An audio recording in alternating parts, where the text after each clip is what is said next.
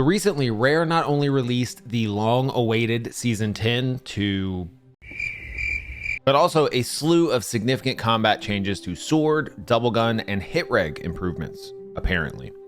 Sadly, things didn't go exactly as planned, and things got so bad, Rare had to resort to something drastic, something they don't do very often. They pulled the lever. I'll explain in a moment. If you missed it, the big controversial change this season is that the double gun quick swap tech got removed, but not really. I've already made it clear that my stance on this as a verified sword lord is that this change was a mistake, but we've covered that in recent videos already. This was Rare's attempt to even the playing field, as they say, but what actually happened was an incredible amount of clunkiness. Not only that, people are still finding ways to quick swap in Season 10. Sadly, I think this is actually doing more harm than good. I respect trying to find new tech, I really do. But at this point, the more people that try to find a loophole, the more Rare is going to attempt to patch it and break other things in the process. Even though I do wish they had left quick swap alone, I'm not sure all these workarounds are really worth it in the long run. So Rare also added sword improvements, specifically working combos and better blocking. People keep asking me how the combat changes are in Season 10, and honestly, I have no idea. I've seen people saying it's awful and others saying it's amazing. All I know is that so far in the handful of decent fights I've had, it does feel like the sword combos and sword blocking are much more reliable than before.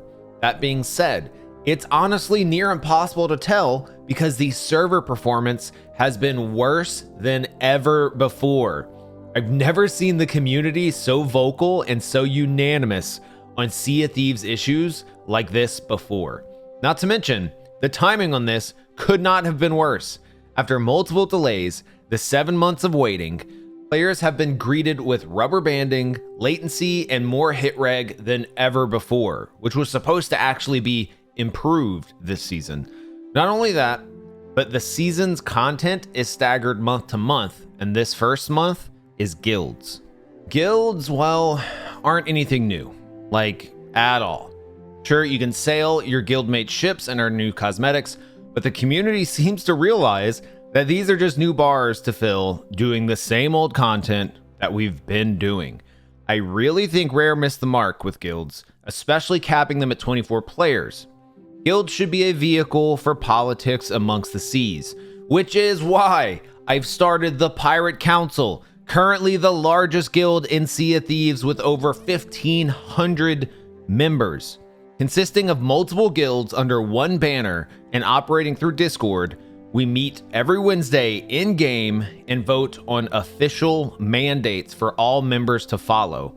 Mandates are fun events to drive player interaction, which are proposed and voted on by you, the community. The only power I have is to solve tiebreakers. That's it.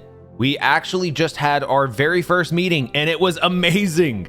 The Sea of Thieves community decided to impose a banana tax, confiscating skulls and flying the Reaper's mark. But that's not all.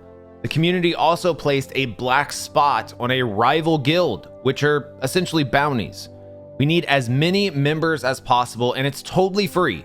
To take part, just join the Discord in the description and select the Council Associate role in the Rules and Roles channel. If you don't get the role, you might have to wait 10 minutes before doing this. If you're already in my Discord, please make sure you have the role on your profile, and if not, hit the scales reaction for that Council Associate role. That will give you access to the Council forum where you can read all about the cause. If you start a branch of the Pirate Council and get a full 24 members, you can join us at the Council table in-game to vote on these mandates. If that doesn't interest you, that's totally fine. I'd really appreciate it if you spread the link to the explainer video also in the description. Back to the server issues, all of this horrible feedback made Rare go into damage control. After bumping the player cap to 6 crews per server many months ago, Rare has officially just brought it back down to 5 crews per server. This is basically Rare's last resort when things go really bad.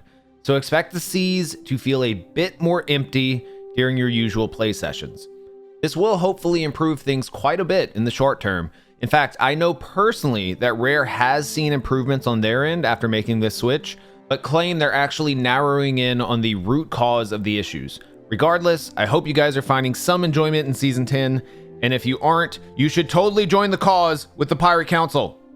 Okay, I'll see you there. Hold up, while editing this, Rare just posted their latest State of the Game video, and first and foremost, they shouted out the Pirate Council. We've also seen larger groups build on guilds as a framework, like Blurbs' Pirate Council, with extended membership with guild outfits and server rule sets.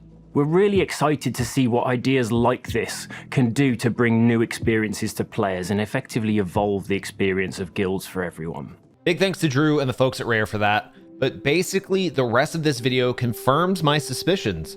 The current server issues have masked the fixes to combat that were implemented in Season 10. Now, on the topic of quick swapping, they've got fixes coming to remedy the clunk I've referenced in this very video. And just as I said, Rare is very aware of all the loopholes y'all are finding for quick swapping and are committed to patching each and every one out of the game. But overall, they are more committed than ever to focusing on the server issues, and I applaud them for these constant update videos they've been giving.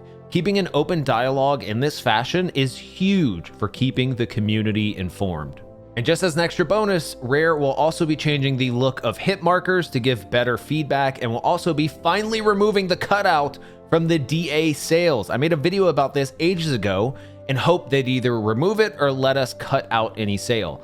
I'm super excited to not see every single brig rocking the same boring Dark Adventurer fit.